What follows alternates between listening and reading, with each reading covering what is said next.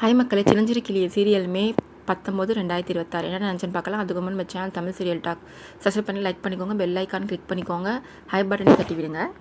இந்து கருணாவை போர்வெல்லாம் போற்றி விட்டு படுக்க வைக்கும் போது இந்து தலைமுடி வந்து கருணா கையில் உள்ள அந்த கயிறில் மாட்டிக்குது.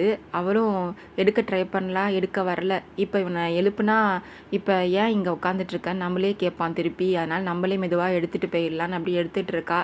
அப்போது யோசிச்சுட்ருக்கா, இவன் தான் அப்படி இருக்கான்னா அவன் உடம்புல உள்ள கயிறு கூட இப்படி இருக்கே அப்படின்னு சொல்லி யோசிச்சுட்டு தூங்க போகிறா. மறுநாள் காலைல இந்து போகிறா சித்ரா வீட்டுக்கு. சித்ரா வந்து ரூமில் இருக்கா. கதவை ஓப்பன் பண்ணோன்னே அப்பா பயந்து தலை சீவிட்டுருக்கவ சீப்பை கீழே போட்டுடுறா. இந்து கேட்குறா, ஏன் சித்ரா பயந்துட்டியா அப்படின்னு கேட்குறா. ஆமாக்கா, காலேஜ் கிளம்பின ஒன்றே நேற்று நடந்ததெல்லாம் ஞாபகத்துக்கு வருது, பயமாக இருக்குது அப்படின்னு சொல்லி யோசிச்சுட்ருக்கா. நீ எதுக்கு பயப்படுற? அந்த கதிர் நேற்று போலீஸ் நம்ம தான் பிடிச்சி கொடுத்துட்டோம்ல, அவன் வெளில வரத்துக்கெலாம் சான்ஸே இல்லை, நீ பயப்படாமல் காலேஜ் கிளம்பு அப்படின்னு சொல்கிறா. இவளும் காலேஜ் போகிறதுக்கு வெளில ஹாலில் கிளம்பி வரும்போது தடுக்குது சோஃபா கிட்ட. அவங்க அம்மா சுகுணா வந்து சகுனமே சரியில்லை, தண்ணி குடிச்சிட்டு போன்னு தண்ணி கொண்டு வந்து தராங்க. சித்ரா தண்ணி குடிச்சதுக்கப்புறம் இந்துவும் சித்ராவும் காலேஜ் கிளம்பி போகிறாங்க. வீட்டுக்கு வெளில நின்றுக்கிட்டு, அக்கா நான் வந்து சின்ன வயசுலேருந்து படிக்கணும்னு எனக்கு ரொம்ப ஆசை, ஐஏஎஸ் ஆகணும்னு ஆசை. ஆனால் எங்கள் அப்பா வந்து என்னை சின்ன வயசுலேருந்தே படிக்க விடலை. நானாகவே 12th முடித்ததும் காலேஜுக்கு அப்ளிகேஷன் போட்டேன். அப்போ தான் உங்களை பார்த்தேன். கடவுள் மாதிரி நீங்கள் தான் இப்போ நான் படிக்கிறேன்னா அதுக்கு காரணம் நீங்கள் தான்.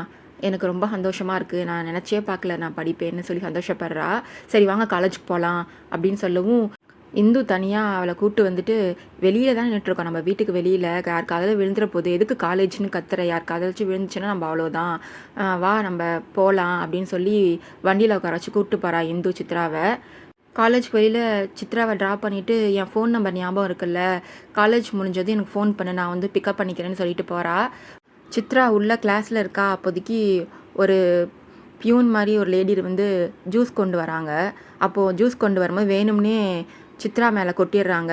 ஏன் இப்படி பண்ணுறீங்க அப்படின்னு சித்ரா கேட்கவும், சாரிம்மா தெரியாமல் ஊற்றிட்டேன் அப்படின்னு சொல்லவும், சரி நான் க்ளீன் பண்ணிக்கிறேன் அப்படின்னு சொல்லிட்டு பாத்ரூமில் போய் க்ளீன் பண்ணிட்டு வரா. அதுக்கப்புறம் பாடத்தெல்லாம் கவனிச்சிட்டு இருக்கா கிளாஸில். உடனே ஒரு ஆள் வராங்க, வந்து உங்களை தேடி ஒரு பார்க்க வந்திருக்காங்க ஒருத்தவங்க, வாங்கன்னு கேட்கவும், என்ன இங்கே தான் நம்மளுக்கு யாருமே தெரியாதே, காலேஜ் படிக்க வர்றது யாராக இருக்கும், ஒரு மேலே இந்து அக்காவாக இருக்குமோ, எங்கே வெயிட் பண்ணுறாங்கன்னு கேட்கவும், மேலே மாடியில் வெயிட் பண்ணுறாங்கன்னு சொல்கிறாங்க. அவள் யாராக இருக்கும்னு யோசனையிலே போகிறா. போய் பார்த்தா அங்கே கதிர் நின்றுட்டுருக்கான். இவங்க தான் வந்து உங்களை பார்க்க வந்தாங்கன்னு சொல்கிறாங்க. உடனே நீ போன்னு கண்ணை காமிக்கிறான் அந்த கூப்பிட்டு வந்த லேடியை. இவன் வந்து பேசிகிட்டு இருக்கான், நீ வந்து நேற்று உன் கழுத்தில் தாலி கட்டணும்னு வந்தேன், ஆனால் உன் வீட்டில் இருக்க பொம்பளைங்களும் பொண்ணு கேட்டு வந்தால் என்னை அடித்து அனுப்பிச்சிங்க, தாலி கட்ட வந்தால் தாலி கட்டவும் விடலை அப்படின்னு சொல்லிட்டு உனக்கு நான் ஒன்று காமிக்கணும் அப்படின்னு ஒரு வீடியோ காமிக்கிறான். அதில் வந்து அவள் ஜூஸ் கொட்டிடுச்சின்னு போய் க்ளீன் பண்ண போனால பாத்ரூமில். க்ளீன் பண்ணும்போது அவள் வந்து கொஞ்சம் ட்ரெஸ்லாம் கழட்டி க்ளீன் பண்ணியிருக்கா. அதை வந்து வீடியோ எடுத்து வச்சுட்டு அவளை மிரட்டவும், வெளியில் விட்டுருவேன் இன்டர்நெட்டில், நீ மரியாதையாக என் கெஸ்ட் ஹவுஸ்க்கு வந்துட்டு போகிற, நான் வந்து நம்ம வாழ்க்கை விஷயமா கொஞ்சம் வந்துட்டு பேசணும், 10 நிமிஷம் வந்துட்டு போனால் போதும், நீ காலேஜ் விட்டு 5 நிமிஷத்தில் நீ அங்கே என் கெஸ்ட் ஹவுஸில் இருக்க அப்படின்னு சொல்லிட்டு போகிறான். இதை நீ வந்து உங்கள் வீட்டில் உள்ளவங்கள்ட்டையோ உங்கள் அண்ணன்ட்டையோ இல்லை உன் கூட சுற்றிட்டு இருப்பாளே ஒருத்தி இந்து, அவகிட்டலாம் சொன்னால் இன்டர்நெட்டில் வெளியே விட்டுருவேன் அப்படின்னு சொல்கிறான், பயமுறுத்துறான். அப்படிலாம் பண்ணாத, நான் வந்து படிக்கணும்னு ரொம்ப எனக்கு ஆசை, இப்படிலாம் பண்ணால் என்னால் படிக்கவே முடியாது, இதை எதுவும் பண்ணிடாத, எதுவும் வெளியில் விட்டுறாதன்னு கெஞ்சிரா. அப்படின்னா என் கெஸ்ட் ஹவுஸ் வா அப்படின்னு மிரட்டிட்டு போகிறான். மிரட்டிட்டு போனதுக்கப்புறம் அங்கேயே உட்காந்து ரொம்ப நேரமாக அழுதுட்டுருக்கா. கதிர் இது மாதிரி மிரட்டிட்டு போனதுக்கப்புறம் வீட்டில் திவாகர் வந்து ஜெயந்தியை கூப்பிட்டு திட்டிகிட்டு இருக்கான். உனக்கு வந்து இந்த மாத்திரை மருந்தெல்லாம் வாங்க காசு ஏது அப்படின்னு கேட்குறான்.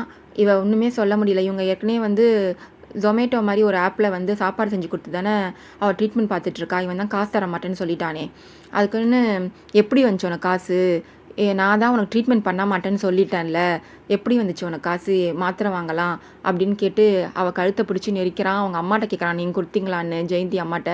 என்கிட்ட எது மாப்பிள்ள காசு, நான்லாம் எதுவும் தரலன்னு சொல்லிடுறாங்க அவங்க.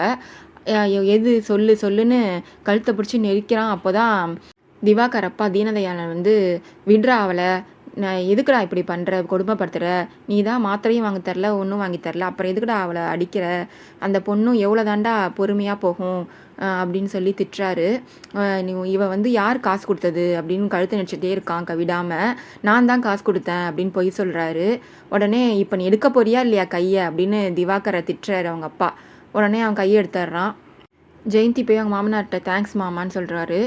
ஏன்மா இதுக்கு போய் தேங்க்ஸ் சொல்கிற, அவன் உன்னை இதெல்லாம் கொடுமைப்படுத்திட்டு இருக்கான், அதை நான் பார்த்துட்டு தான் இருக்கேன், போமா அப்படின்னு சொல்லி அனுப்பி வைக்கிறாரு ஜெயந்தியை. இங்கே சித்ரா வந்து காலேஜ் விட்டுட்டு இப்படி அவன் மிரட்டிட்டு போயிருக்கானே, அந்த கெஸ்ட் ஹவுஸ் வரணும்னு சொல்லி என்ன பண்ணுறதுன்னு தெரியாமல் நடந்து பொறுமையாக வந்துட்டுருக்கா. அதோட இந்த எபிசோட் முடியுது. வரப்போகிற எபிசோடில் என்ன நடக்குதுன்னு பார்க்கலாம். பை மக்களே.